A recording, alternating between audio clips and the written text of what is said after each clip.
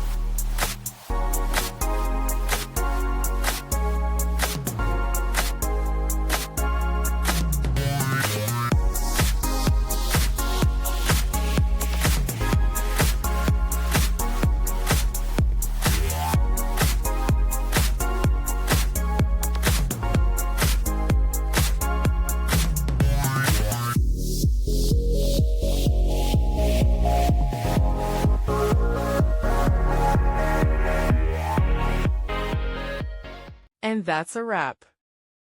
I hope you found the answer you were looking for. If you did, take a second to hit that subscribe button. It really helps out. And let me know in the comments which solution worked best for you. See you next time in the debug zone.